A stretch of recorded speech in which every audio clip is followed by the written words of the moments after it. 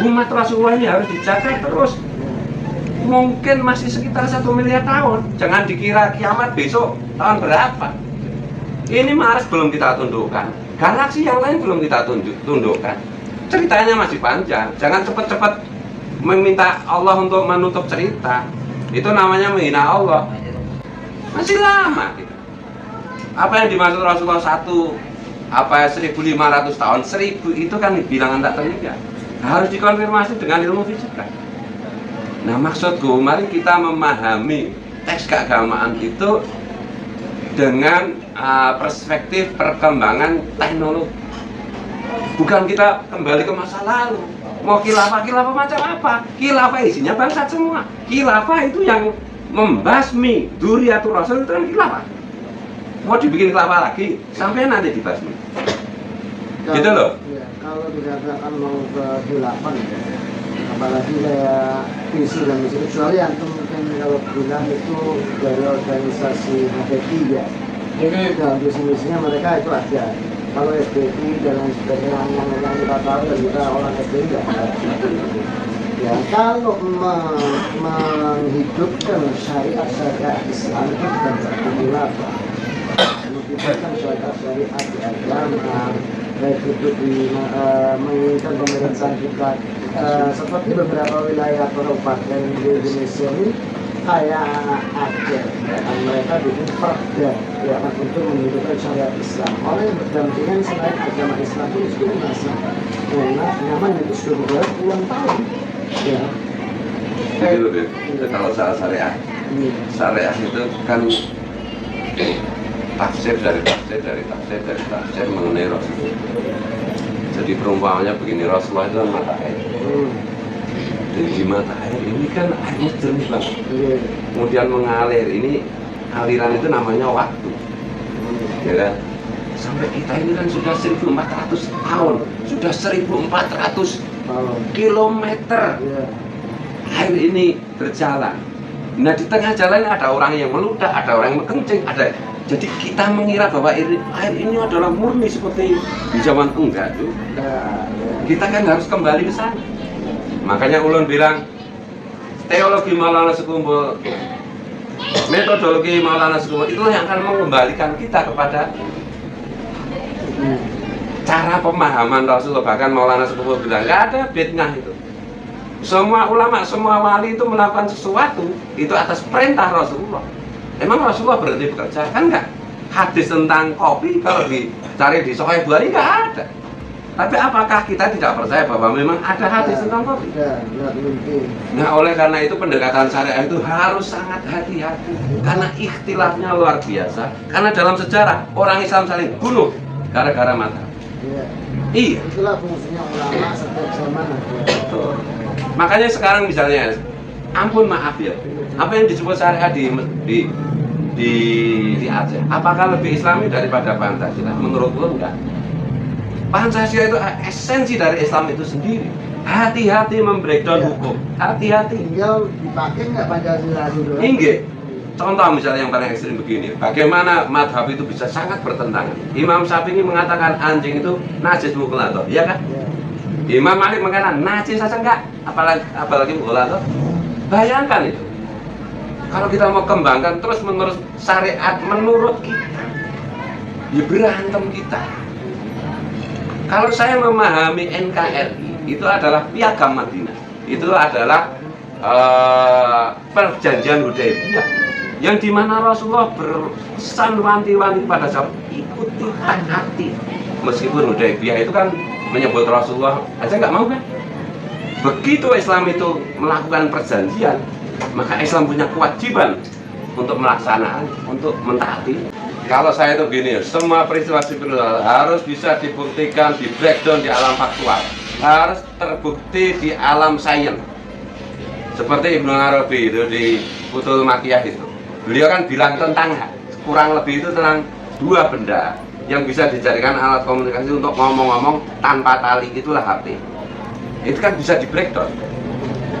Nah, sorry ya, kadang-kadang itu aku itu baca kitab fikih itu sorry ya, iki kok katrok banget, nggak sesuai dengan teknologi ini.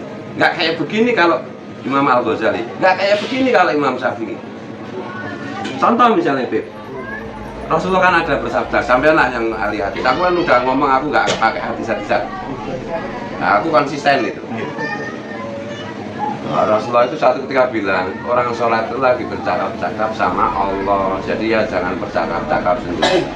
Itu kan asbabul hadisnya itu. Ada sahabat kata, terlambatan sholatnya. Yang satu datang, kamu baru datang ya? Gimana kabarnya? Kan gitu, ngomong sendiri. Ya setelah saya sholat, Rasulullah kan senyum. Kita kalau sholat itu lagi ngomong-ngomong sama Allah, jangan ngomong sendiri. Terus sekarang coba, di dalam fikih menjadi sangat keras kan? Begini nggak boleh, begini nggak boleh, begini nggak boleh. Makanya kalau tuan-tuan guru di sini itu kan dulu berpesan, kalau ke Mekah udah fokus pada cara kita beribadah sendiri, nggak usah lihat, karena bisa bingung juga. Kan Allah Akbar, Imam Malik, Allah Akbar, Imam Syafi'i, Allah Akbar gini, Imam Hanafi, mungkin penggemar burung penguin. Ini humor deh. Dan beliau-beliau itu kalau dihumori kayak gini nggak pernah marah, nggak pernah marah. Tanda kita mencintai itu kita dengan enak saling belusuan. Kayak aku sama Bro Den kan kalau ketemu kan saling membuli. Cinta sama beliau. Nah kadang-kadang kan ini budaya juga kan. Saya itu bilang Rasulullah itu bukan orang Arab aja, orang pada marah. Rasulullah kan orang Palestina. Kan dari Nabi Ibrahim, ya Kak? Ibrahim benar orang. Iya, kalau semit secara umum iya sih. Dan Siti Hajar itu kan bukan orang Arab juga. Wakila Mesir, wakila Jawa, wakila Jawa itu maksudnya Nusantara. Itu dikatakan nggak bisa kalau ngomong semacam itu secara umum ya. Dan kalau secara materi disampaikan kepada orang tertentu mungkin bisa dengan dijelaskan sejarahnya. Tapi kalau langsung kita utarakan lagi pasti orang akhirnya marah, pasti. Ya, waksaluna silawum jadi. Orang saling Kalimenas ala kadri ukulihim. Betul. Tapi ketemu ini, Beb. Ini kan sebenarnya kita itu sedang tergagap-gagap dengan fenomena teknologi, tergagap-gagap dengan fenomena medsos, dimana dia dulu nggak ada HP kan, ada berita apa sekarang, ini Ma'ruf Amin sholatnya pakai rukuk dan sujud, kan hoax juga, misalnya kayak gitu. Tapi itu naluri fitrah manusia itu kan belajar dari kesalahan. Pada suatu ketika perdebatan seperti ini, mungkin kita sudah di alam barzah. Kita ketemu reuni itu ketawa ketiwi aja. Dulu kita rame ya. Nah, gitu. Iya. Jangankan Indonesia yang maaf ya. Ampun maaf, literasinya kan rendah. Indonesia itu literasinya rendah. Santri baca kitabnya berapa? Yang bukan santri baca bukunya berapa? Rendah, nol. Amerika yang literasinya tinggi, Jerman yang literasinya tinggi, berantem. Pilpres aja kemarin tuh pengikutnya Donald Trump bunuh. Ini kan, apalagi Indonesia. Ini berkat para wali aja Indonesia itu nggak gara-gara amat gitu. Kayak kan si Ahmad sih nggak pernah gerak sih. Ya benar-benar. Coba kalau bukan karena berkah wali, ini kita udah berantem. Amerika aja berantem, Jerman berantem. Orang itu kan baca buku aja bisa dibohongi. Kita aja di sini masih bisnis forex, ya kan? Tipu-tipuan kayak gitu masih laku. Nah kalau aku itu kalau bicara harus rasional, harus by data, harus by science. Kalau itu enggak, karena aku memahami Islam itu adalah sumber. Dulu waktu kecil ilustrasinya begini, ilustrasinya. Waktu itu aku baru 4 tahun. Di kampungku mulai ada TV. Pertanyaan pertama aku langsung, Rasulullah bisa bikin TV nggak? Dalam hatiku begitu. Kalau bisa kenapa nggak bikin? Kalau nggak bikin, apakah berarti tidak bisa? Kesimpulanku jangankan teknologi. Nah Rasulullah ya bisa bikin TV, tapi kan anakronis nanti. Makanya Rasulullah bilang besok misalnya perang dengan musuh begini, naik kuda ya, kuda itu panser kalau sekarang. Jangan diartikan terus kita ya boleh saja olahraga naik kuda, tapi mbok berpikirnya itu cerdas karena Rasulullah itu maha cerdas. Rasulullah ada sumber kecerdasan, nggak mungkin bertentangan dengan akal sehat. Cara memahaminya begitu. Oh besok memanah, maksudnya memanahnya sih M16 lah, apa gini lah. Iya gitu, karena nggak mungkin Rasulullah bilang nanti perangnya itu kita pakai ini apa laptop. Nah, kan sahabat bingung. Laptop itu apa weh Rasul? Ya udah paling gampangnya panah, udah kan gitu. Iya, cara memahami agama itu harus jangan meremehkan Rasulullah. Kadang-kadang itu merasa marah dengan teman-teman lu karena kok menafsiri Rasulullah kok cuma seperti dirinya. Rasulullah itu nggak bisa kita maknai. Jangankan kok itu, wajah beliau aja nggak kita bisa rumuskan, apalagi maha pemikiran beliau. Karena Allah Rasulullah terus kita semua. Karena Allah Rasulullah terus surga neraka. Kok diartikan Rasulullah? Mohon maaf ya Beb, termasuk jenggot barang itu. Kan saya protes keras. Iya kan ada hadis innallaha jamilun yuhibbul jamal. Kan gitu kan. Allah itu maha indah dan suka keindahan. Kalau aku pelihara jenggot ya nggak indah sama sekali. Rasulullah ya, gimana kamu itu? Kok gagal paham gitu? Bisa begitu. Jadi kita harus berani menafsiri Rasulullah dengan akal sehat. Karena akal sehat sumbernya adalah Rasulullah. Karena Rasulullah adalah maha akal sehat. Hak apa itu wahyu itu akan dibuktikan. Makanya saya bilang kiamat itu masih lama. Karena banyak ayat Al-Quran itu belum terkonfirmasi secara teknologi. Uli Batirum sudah, hadis Rasulullah tentang Konstantinopel sudah, yang lain-lain Uli ruh min amri rabbi belum terkonfirmasi. Artinya yas'alunaka anir ruh uli ruh min amri rabbi dan seterusnya itu nanti tafsir dan takwilnya. Kita itu bisa seperti film apa itu yang masuk kamar terus materi kita diurai, kemudian pada titik yang sama ditaruh di sana. Bisa gitu. Karena materi ini Tuhan mengizinkan kita untuk muata'at. Itu kan gitu. Ini cinta dengan ulama. Sini aja.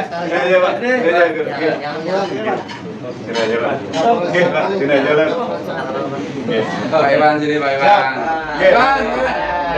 Nah, gue siapa manggil? Aku jauh dari Jogja sampai nggak nuruti permintaan gimana?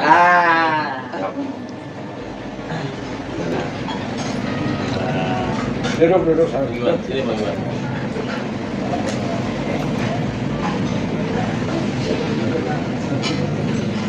Ya, asli sini lah.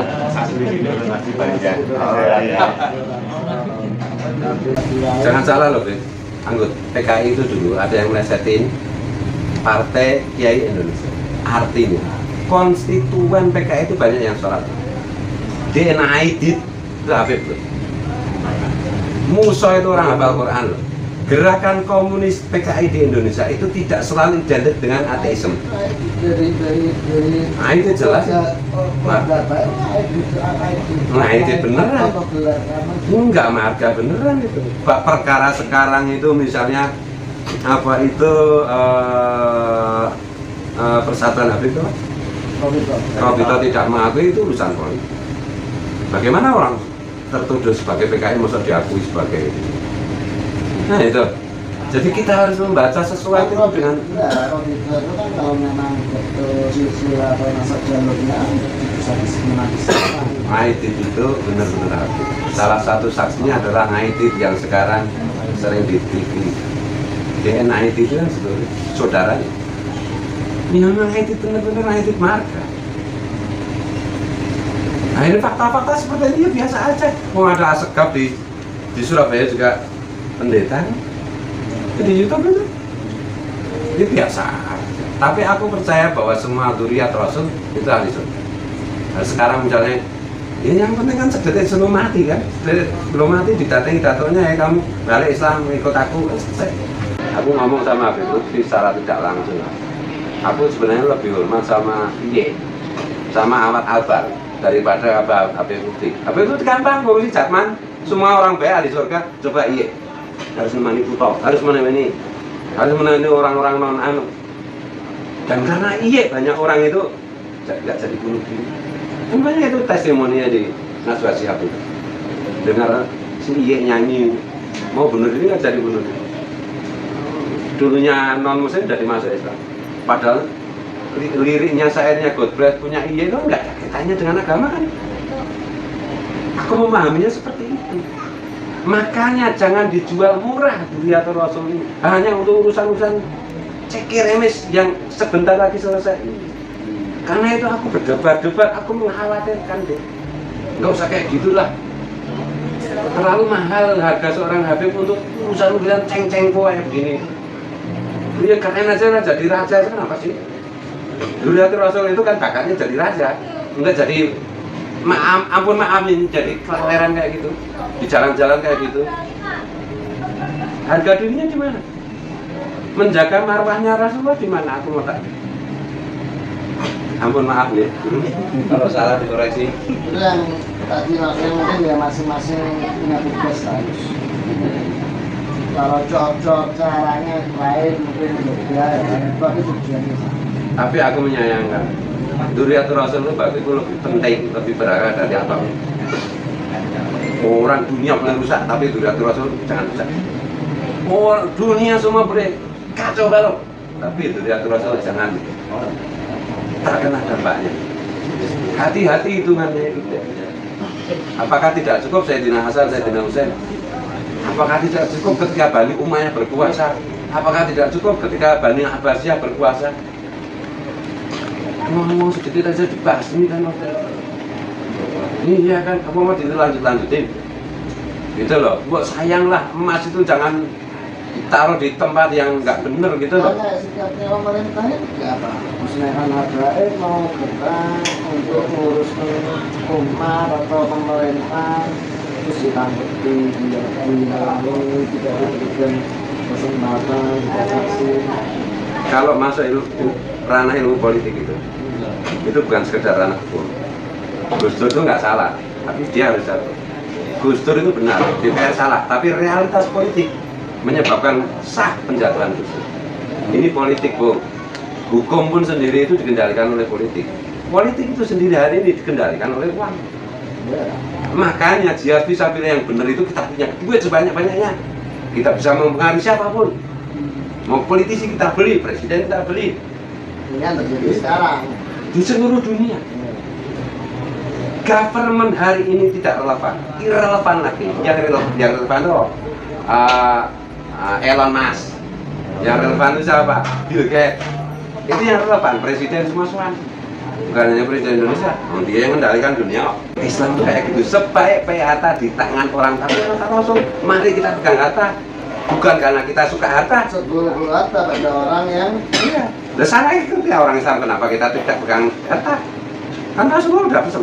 Kalau mau mempengaruhi beli, nggak usah pakai politik, pakai duit selesai. Gubernur di sini itu siapa ya? Yang nentuin yang punya duit.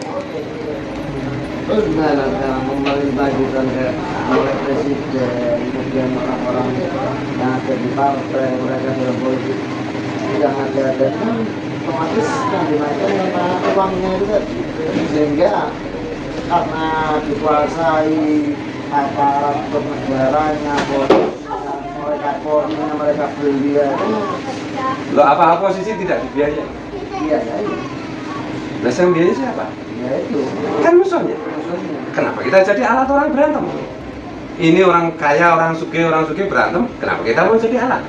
Kayak gue aja dong, keren. Nggak jadi alat siapapun. Enggak siapapun. Enggak aku jadi alatnya Gus Dur. Ini pekerjaan maha besar. Apalagi Dzurriyyatur Rasul. Ngapain ikut-ikutan acara ceng-cengko kayak begitu? Aku kagum sama siapa itu? kalau bukan harga nggak ada yang mau bergerak begitu gimana terus masa pihak pemerintah ini Kan begini ya, sebuah gerakan, kalau kita gerakan, kalau saya itu buka jam 7 atau jam 8 kan ada hitung-hitungnya. Kalau buka jam 7 labanya sekian, kalau buka jam ini ruginya sekian, kan ada hitung-hitungnya. Amar ma'ruf nahi munkar itu kan ada hitung-hitungnya. Dan kita kan tidak berpikir untuk 10 tahun ini atau 20 tahun ini. Kita berpikir tentang umat Rasulullah sampai akhir. Habis dong. Terlalu banyak kesalahan umat Islam yang sudah kita lakukan. Saudara, jangan diulang lagi. Jangan diulang lagi menurutku. perhitungannya terus kalau tidak bergerak saat ini yang akan datang itu makin lagi kejadian kan Korupsi itu power time to corrupt. kekuasaan selalu cenderung korup. Tapi korup itu ada batasnya, karena korup kalau berlebihan pasti jatuh. Logika, dan itu nggak usah habis. Nggak usah habis, reformasi nggak usah habis, selesai kok. Enggak juga, DPR juga bergerak. Oh DPR maling semua, ya biarin aja, kan nanti dapat azab dari Tuhan juga. Ada ruang-ruang yang harus kita gitu loh. Kalau saya guru, fokus saya mendidik. Kalau saya pedagang, fokus saya mencari laba dengan cara bekerja jujur. Kalau saya politisi, fokus saya politik. Kalau saya pakar ekonomi, fokus saya ekonomi. Kalau kita itu disiplin dengan ruang-ruang pribadi kita, kalau ini bercampur-campur antara ulama politisi, yang ulama jadi politisi, yang politisi malah jadi ulama, repot semua ini kacau. Selalu ada hitung-hitungan yang hari ini itu apa bisa berbohong untuk 2 tahun. SBY aja sekarang kebohongannya kan bongkar semua kan, sama dukun yang terakhir ini nggak bisa kita bohongan. Hari ini kita bisa bohong, 2 tahun lagi pasti ketahuan. Karena jejak digitalnya pasti, apalagi di level-level nasional.